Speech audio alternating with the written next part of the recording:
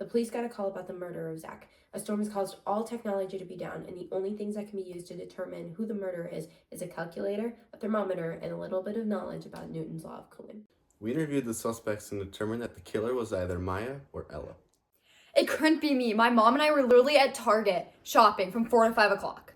I was with my boyfriend at my house from noon to 7 p.m.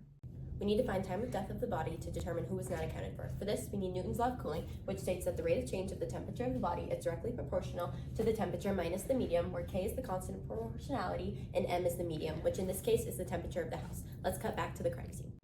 The temperature of the house is 60 degrees Fahrenheit. Now that we've plugged in our medium, we can start to solve. So first we'll divide by T minus 60 and multiply by dt. From here, we'll integrate, getting natural log of the absolute value of t minus 60 is equal to kt plus c, where c is the constant of integration. Now, because the temperature of the body can never drop below the temperature of the room, this quantity will never be negative, and absolute value can be replaced with parentheses.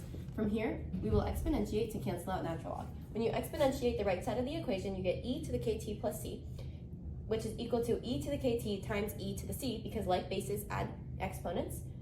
Any e to any constant is just another constant, and this can be simply written as c e to the kt. Our last step is to add 60 over. To solve for c and k, we need the temperature of the body when the body was first found and the temperature of the body a certain amount of time later. Temperature is 80 degrees. 2 hours later, the temperature is 75 degrees. Now we have our 2 points, we can plug those in. Using 0, 80, we can find 20 equals c, and using 275, we can find our k, which is the natural log of 15 over 20 over 2. And we'll store this in our calculator as k and use k for the remainder of the problem. We'll solve for t. Doing this, we get natural log of t minus 60 over 20 all over k is equal to the time, and we can plug in any temperature and get the time that the body was that temperature. The normal human body range for temperature is 97 to 99 degrees Fahrenheit. We'll plug both of those numbers in, and we'll put this in our calculator, and we'll get these 2 decimals. Now, because the body was found at 10 p.m., we'll subtract those decimals from 10, and we'll get 5.723 hours and 5.352 hours.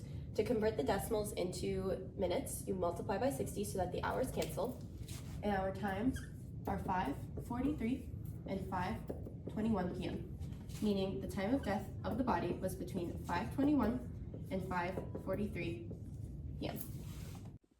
If the time of death was between 5:21 and 5:43, that means Maya was the killer. If the power is on, all this could be done in nap, but it's good to know this so that you can catch a murderer.